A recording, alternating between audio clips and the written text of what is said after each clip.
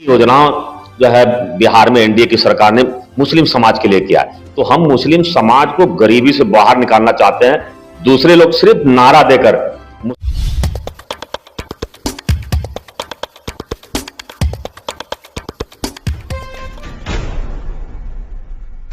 लालू जी तो कह रहे थे कि हम बीमार थे वरना हम वहाँ होते तो अकेले ही काफी थे। लालू जी देखिए, मुस्लिम वोट उनको नो डाउट हमेशा झोली भर भर के उनको मिला है। लेकिन मैं एक उदाहरण आपको बताता हूं कि लालू जी को मुस्लिम समाज का वोट तो भरपूर मिला बिहार में, लेकिन वो मुस्लिम समाज के लिए किया क्या? आप देखिए कि 20 वर्षों में 20 साल पहले जब लालू जी की यहां सरकार थी तो मुस्लिम अल्पसंख्यक कल्याण विभाग का जो बजट था मात्र 3,53,00,000 का था। आप उसने में कितने मुसलमानों का भला कर पाएंगे? और पिछले 20 वर्षों में जब से नीतीश कुमार जी एनडीए की सरकार बनी 284 गुना अल्पसंख्यक कल्याण विभाग का बजट बढ़ा। वित्तीय वर्ष 25-26 में हमारा बजट जो है बढ़ के 1004 करोड़ 22 लाख रुपया हो गया। तो आप देखें कि 284 करोड़ की बढ़ोतरी हुई, 84% की। कब्रिस्तान घेराबंदी 8000 कब्रिस्तानों की घेराबंदी कराई गई और 2021 में फिर 1209 कब्रिस्तान की घेराबंदी करवाई गई। मुस्लिम अल्पसंख्यक प्रत्यागता तलाकशुदा महिला के लिए 25,000 रुपए तक की एक मुफ्त राशि उपलब्ध कराई गई और अब तक 15,925 लाभार्थियों को 21 करोड़ 60 लाख रुपया वितरित हो चुके हैं। हज यात्रियों के लिए भी सुविधा और उनके लिए हज भवन का निर्माण भी कराया नीतीश कुमार जी की सरकार ने। प्री मैट्रिक छात्रवृत्ति के लिए 1.10 तक के अध्ययनरत विद्यार्थियों के लिए प्रोत्साहन राशि की व्यवस्था की गई। प्रथम श्रेणी से पास होने वाले 10 को 10,000 रुपए का प्रोत्साहन राशि दिया गया। अल्पसंख्यक छात्रावास योजना के तहत 50 छात्रावासों का निर्माण, जिसमें 5258 छात्रों की क्षमता बनाई गई। मुख्यमंत्री श्रम शक्ति योजना के तहत रोजगार हेतु प्रशिक्षण अब तक 4465 युवाओं को प्रशिक्षित किया गया।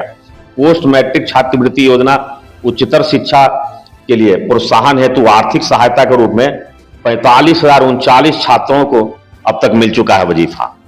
और देखिए कि हुनर औजार योजना के तहत महिलाओं को काफी फायदा हुआ, उनको प्रशिक्षण भी दिया गया और उनको स्वरोजगार में उसको मदद मिली। उर्दू शिक्षा पर जोर दिया गया, 24,000 उर्दू शिक्षकों का पदस्थापन किया गया इस दौरान। और मध्य एवं माध्यमिक विद्यालयों में तालीमी मरकज जो टोला सेवक होते हैं उनका मानदेय बढ़ाकर 2023 में 22,000 प्रति माह किया गया। बिहार राज्य अल्पसंख्यक आवासीय विद्यालय की योजना के तहत 1048 करोड़ रुपया 19 नए भवनों का निर्माण कराया गया। मुख्यमंत्री अल्पसंख्यक कल्याण छात्रावास अनुदान योजना के तहत 1,000 प्रति छात्रों को दिया जाता है। उसमें अभी तक 85,441 छात्रों को मिल चुका है। मुख्यमंत्री अल्पसंख्यक छात्रावास खाद्यान्न योजना के तहत भी छात्र छात्राओं को चावल 6 किलो और गेहूं प्रति छात्र दिया जाता है। अब मदरसा सुदृढ़ीकरण की योजना के तहत मदरसों में कक्षाओं का निर्माण कराया गया, कंप्यूटर कक्ष का निर्माण कराया गया। 44 योजनाओं में से 153 करोड़ रुपए नीतीश सरकार ने खर्च किया। तो आप देखिए मदरसा शिक्षकों का वेतन भी सरकारी शिक्षकों के बराबर किया गया। तो इस सरकार में इतने काम है कि पूरी जो है लिस्ट भरी हुई है। अब इतना बड़ा अगर बोलता चला जाऊं तो लोग बोर होने लगेंगे। इतनी योजना जो है बिहार में एनडीए की सरकार ने मुस्लिम समाज के लिए किया है। तो हम मुस्लिम समाज को गरीबी से बाहर निकालना चाहते हैं। दूसरे लोग सिर्फ नारा देकर मुसलमानों को भाजपा का भय दिखाकर उनको जो है उनका वोट प्राप्त करना चाहते हैं। गुमराह किया गया, केवल गुमराह किया जा रहा है लोगों को। आम मुसलमान को इसका कोई फायदा नहीं मिल रहा है। फायदा कहां मिल रहा है? जनधन खाता खुल रहा है मुसलमानों का, उससे डायरेक्ट बेनिफिट ट्रांसफर हो रही है। मोदी जी ने पीएम आवास योजना के तहत कम से कम हजारों मुस्लिम परिवारों को अभी तक आवास मिल चुके हैं। तो इसी तरह से गैस कनेक्शन भी मुस्लिम समाज के सभी लोगों को, जिस तरह से आम लोगों को मिल रहा है, मुस्लिम समाज के भी लगभग लाखों लोगों को गैस कनेक्शन मिला है। तो सभी योजनाओं का, और जो हमारा आयुष्मान योजना है उसके तहत भी हमारे मुस्लिम समाज को भारी फायदा हो रहा है। तो जो भी योजनाएं बन रही है सभी समाज को फायदा हो रहा है। यहाँ कोई धर्म और कोई जात देखकर कोई काम नहीं हो रहा है। जात धर्म के नाम पर आप राजनीति करें। भारतीय जनता पार्टी नरेंद्र मोदी जी की सरकार कहीं भी जात और धर्म के मुद्दे पर अपनी योजना नहीं बना रही है। सबका विकास सबका साथ जो सरकार का नारा है, हम उसको 100% चरितार्थ करने में लगे हैं और उसमें हम पूरी तरह से सफल हैं।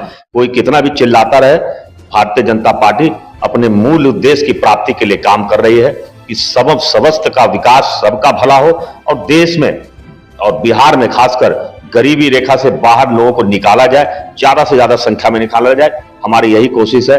अभी भी हम 27% लोग गरीबी रेखा से नीचे है, बिहार में गुजर बसर कर रहे हैं। उनको भी हम कैसे उनकी गरीबी को खत्म करने का काम करें, यही एनडीए सरकार का लक्ष्य है। और आने वाला 2025 में भी जब हमारी सरकार बनेगी, बिहार में पूर्ण बहुमत की सरकार बनेगी, आम जनता का जो रुझान है, उसके बाद भी हम इस एक सूत्री फॉर्मूले काम में काम करेंगे कि कैसे हम बिहार के समस्त लोगों की गरीबी दूर करें। और 2047 में विकसित भारत के निर्माण का जो हमारा लक्ष्य है, उसमें विकसित बिहार का भी पूरा योगदान रहेगा, क्योंकि बिना बिहार के पूर्ण विकास के पूरे हिंदुस्तान का विकास नहीं होगा, भारत का विकास नहीं होगा। इस तरह से हमारे साथ भारतीय जनता पार्टी के वरिष्ठ नेता अजीत सिंह ने एक एक बात बताया कि इस तरह से कितना योजना मुस्लिम के लिए बना और सभी योजना मुस्लिम तक पहुंचा, जबकि दूसरी ओर विपक्षी हमेशा मुस्लिम भाइयों को गुमराह करते रहे। उन्होंने 2047 का जो विजन बताया, प्रधानमंत्री हमेशा कहा करते हैं कि 2047 तक हम एक विकसित राष्ट्र बनेंगे, उसी को लेकर उन्होंने सारी योजनाएं गिनवा दी, क्या कुछ हुआ है और क्या कुछ होने वाला है। भले विपक्ष बोलते रहे, लेकिन इसके बीच हमारी सरकार काम